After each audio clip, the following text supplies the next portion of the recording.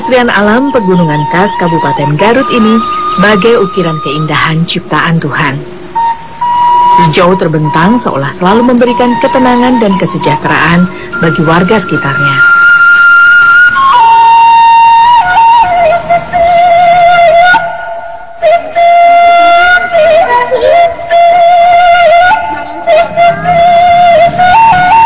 Namun tidak demikian yang dirasakan keluarga Suyati, salah satu warga di kampung Bebedahan, Desa Cisero.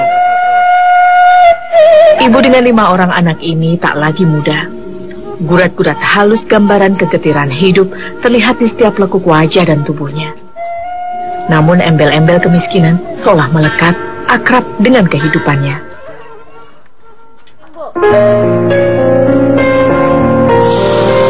Jangankan menyajikan menu lengkap untuk suami dan anak-anaknya sehari-hari, bisa mengolah seikat kangkung pun amat disyukuri wanita yang akrab dipanggil Yati ini. Anugerah 5 orang anak dengan kondisi keuangan yang pas-pasan membuat Yati dan suami harus berjuang sekuat tenaga demi mencukupi segala kebutuhan.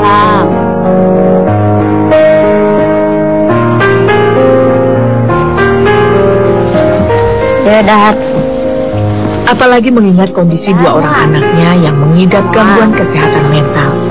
Tak ada alasan bagi Yati untuk duduk berdiam diri mengharapkan bantuan orang lain. Abi, tegadu acis, kamu berobat di mana? Abi teh usaha nage karena templek. Abi teh ente cekap, kamu berobat sana teh. Tambang batu templek atau tambang batuan granit hitam memang menjadi tumpuan hidup keluarga Yati dan sebagian keluarga lainnya di wilayah Garut Selatan. Batu yang populer untuk desain bangunan ini merupakan jenis batu vulkanik lelehan dengan struktur melebar.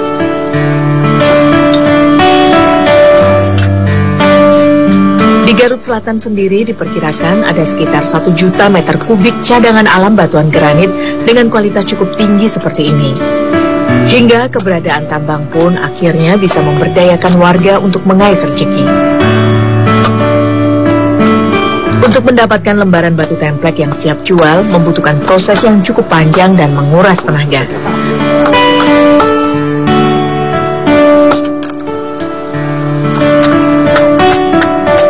Bongkahan yang berhasil dipecahkan menjadi potongan lebih kecil, kemudian disusun serta dibuat tungku untuk keperluan pembakaran kembali.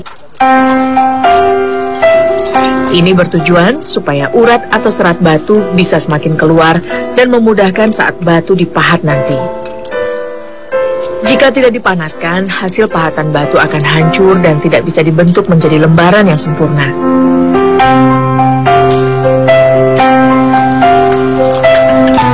Tahap selanjutnya adalah mencungkil atau memahat secara perlahan. Serat atau urat batu harus selalu diperhatikan agar bisa terbentuk hasil sempurna dan tidak hancur. Namun ketebalan dipastikan tidak bisa sama tiap potongannya karena pencungkilan harus mengikuti alur dari uratnya. Dan lembaran templek ini sudah bisa didistribusikan kepada konsumen untuk diolah lebih lanjut. Sudah sekitar 3 tahun, Yati menggantungkan hidupnya pada lembaran templek ini, menjadi buruh angkut batuan granit hitam di penambangan. Meski termasuk pekerjaan kasar, Yati tak bisa memilih dan berpaling. Kesulitan dalam mencukupi kebutuhan sehari-hari, serta keberadaan anak yang masih bersekolah mencambuk Yati dan suaminya untuk tidak berdiam diri saja. Bapak temsilet yang bisi asma. Ya biasa kedik mah. Musli suami Yati terpaut 4 tahun lebih tua usianya dari sang istri. Pria ini sudah terlebih dulu menjadi buruh angkut batu templek. Sarua, aya nu kandal ya, aya nu ipis. Kalau nu ipis, karena 1,5 meter ya ipis. Kalau kandal wah 1 meter. Jika para ibu memakai carangka sebagai media angkutnya, maka langko dari bambu yang digunakan Musli untuk mengangkut templek. Usianya yang semakin menua, ditambah rongrongan penyakit asma yang dideritanya, membuatnya hanya mampu membawa beban tidak lebih dari 25 kilogram. Tidak seperti buruh pria lain yang rata-rata bisa membawa hingga 40 kilogram sekali angkut. Jalur berbatu, berpasir, berdebu, hingga kadang licin ini, serta ditambah letaknya yang terbilang terjal, memaksa Musli mengerahkan keseluruhan tenaganya agar mampu membawa beban ke atas bukit. Tidak jarang, Musli harus lebih banyak beristirahat jika kelelahan mulai mendera tubuhnya. Hal inilah yang membuat hasil yang didapatkannya pun tak bisa maksimal. Dalapan balikan, capek mah. Kalau capek, genep balikan, beureun heula. Sekedap maju deh ke Lebak, nembe ka jam 4. Genep yangan teh katongo, turun, naik, turun ya. Yati pun perlahan menjajaki jalanan terjal. Mendaki setapak demi setapak, melintasi jalanan tanah berdebu di musim kemarau seperti saat ini, ataupun berubah menjadi licin di musim hujan nanti. Ditambah pula beban 30-an kilogram di punggungnya ini yang harus dibawanya untuk mendapatkan nafkah.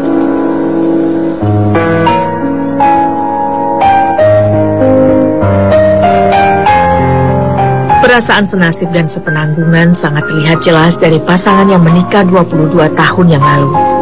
Tidak pernah ada keinginan meninggalkan satu sama lain, meskipun mereka harus dihadapkan setiap masalah yang datang menghadang. Kumaha, Pak? Nafas. Hati, kurangan. Sedih teh, karunya nanggung templek, penyakitna asma, terus esok tidak macul, dipencetan, terus diubaran, tidur.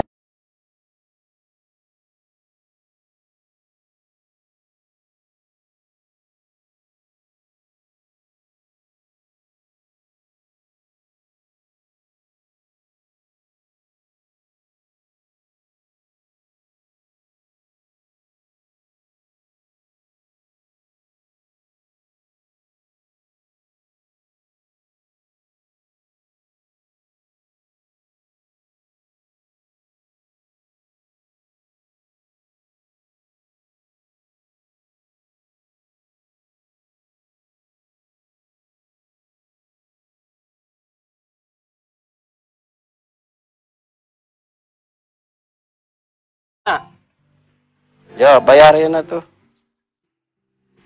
Rp4.000 menjadi upah lelah buruh angkut untuk setiap meter persegi templek yang berhasil diangkut dan dikumpulkan.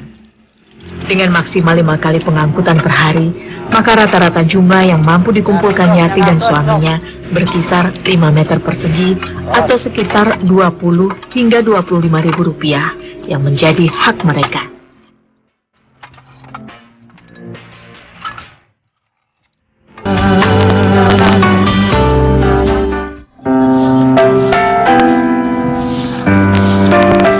Rumah bergaya panggung yang sudah puluhan tahun berdiri ini menjadi istana bagi Yati sekeluarga untuk berlindung dari panas dan hujan.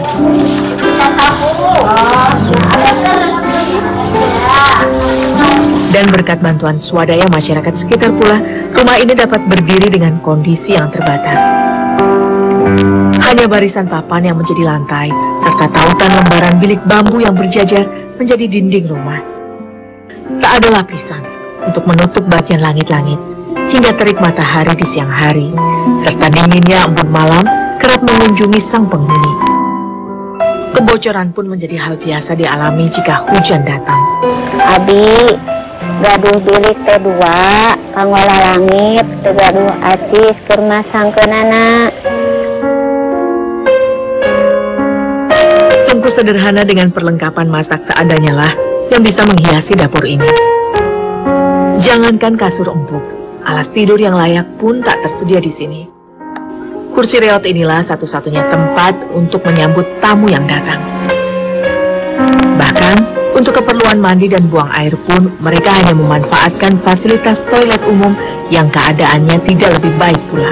Kentangnya bocor, biliknya nolongo. Terus abi teh hoyong ngadamel WC. Ka WC wae mah WC umum.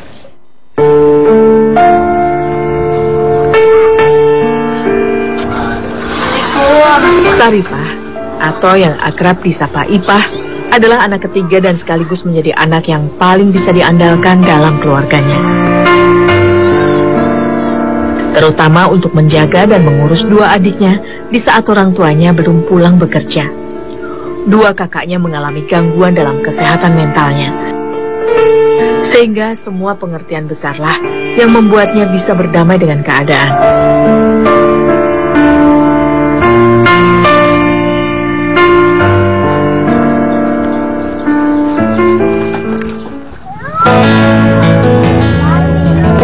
Terlahir dalam keluarga yang serba kekurangan, membuat Rahman dan Riki puas hanya dengan bermain layangan di tengah sawah seperti ini.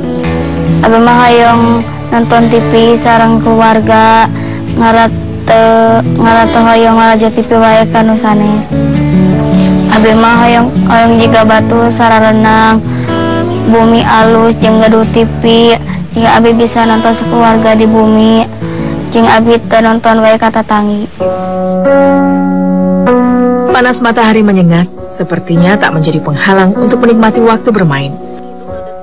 Walaupun hidup dalam keluarga tak mampu, kakak beradik ini bersyukur memiliki banyak teman yang tak pernah mempermasalahkan dari keluarga seperti apa mereka berasal. Riki, Rahman, mam heula. Nyateh kela.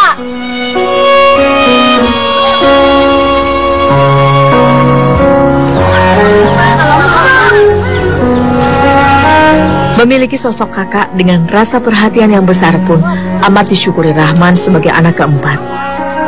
Siswa kelas 4 sekolah dasar ini amat memahami segala kondisi keluarga yang saat ini tengah dialami, sehingga tak pernah ada protes yang terucap dari bibir mungilnya. Mama laki, badai main layangan tapi si lapar. Menyuapi adiknya yang paling kecil sambil menjaga mereka bermain adalah bentuk tanggung jawab Ipah di saat kedua orang tuanya berjuang mencari rezeki. Mama da abi mah teu kapaksa ngurus Riki sareng Rahman mah da mama karunya, tapi rai raka geuning kararitu. Abi ka mama ka mama karunya, abi teh hoyong ngabantu si mama sareng si bapa. Tapi abi na sakola kene. Mama. Riki.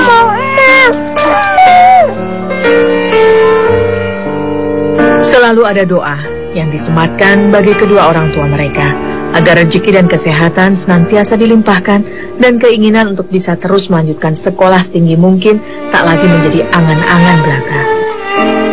Paling tidak mengubah nasib dan kehidupan orang tua di kemudian hari adalah keinginan terpendam yang sangat ingin mereka wujudkan. Abi mah yang ngabantu si mama damel jeung abi mah alim si mama kasusahan, abi mah yang si mama istirahat di bumi. Abi we anu damel nama. Atos mainan layangan urang lalajo TV ya. Hayu atuh bade lalajo TV mah.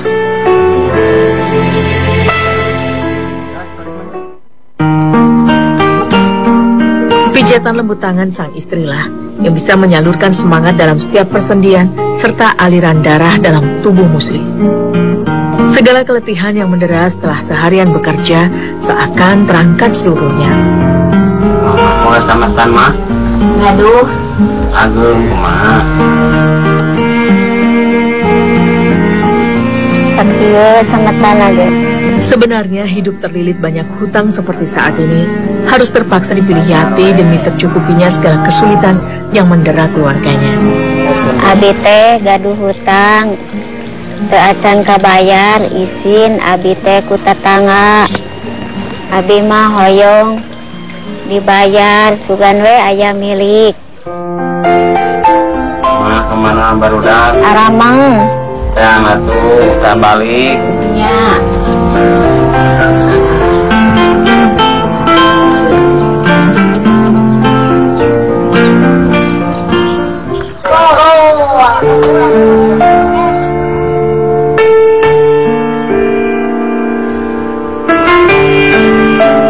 Tak tega rasanya saat melihat anak-anaknya harus menumpang seperti ini hanya untuk menikmati hiburan yang tidak bisa mereka dapatkan di rumah. Ingin rasanya mewujudkan keinginan tersebut suatu saat nanti. Karena saat ini jangankan membeli televisi, untuk kebutuhan perut saja, Yati seperti membalik kaki menjadi kepala dan kepala jadi kaki. Abi isin, barudak tekeng lalajo TV ke bumi batur, mamah mah isin di bumi we.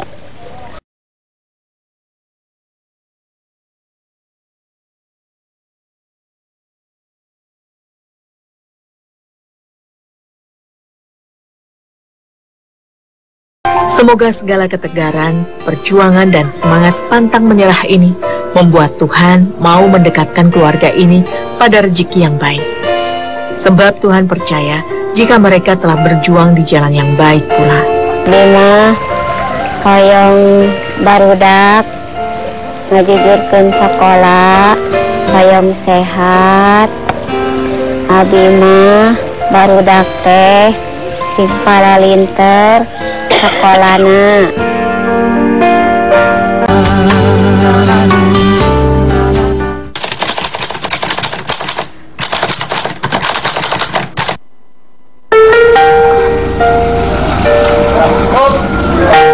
Selalu ada buah manis yang akan dipetik pada pohon kehidupan yang telah dipupuk dengan kesabaran serta perjuangan yang tak putus dilakukan. Nih, ini isinya peralatan sekolah buat IPA. Ini buat Rahman. Bawa bisa kuat? Kuat nggak?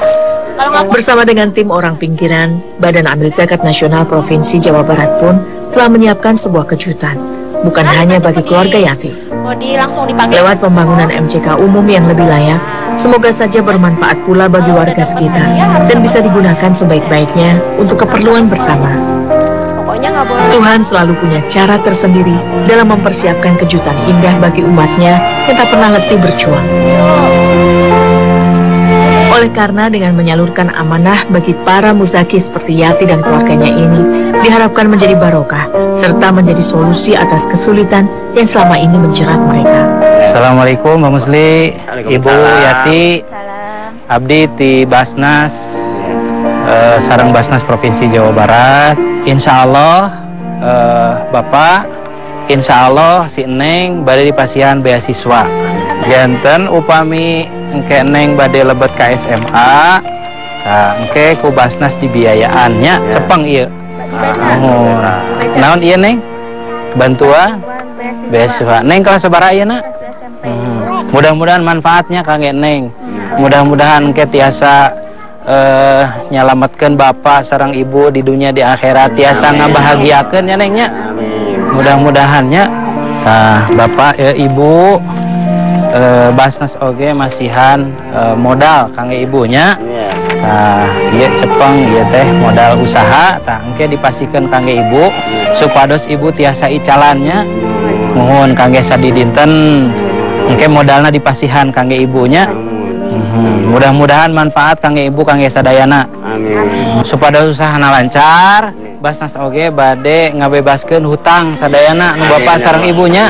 Engke hutangna bade dibebaskeun supados bapak sareng ibu usahana lancarnya teu ngemutan hutang ya, bilih janten beban. Ayeuna mah bapak ibu terus aya beban deui utangnya. Coba dibuka ya, dibuka.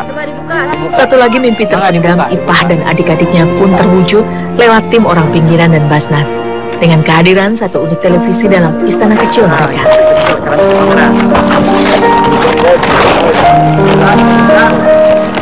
Harapan bisa menonton televisi bersama keluarga di rumah telah menjadi kenyataan.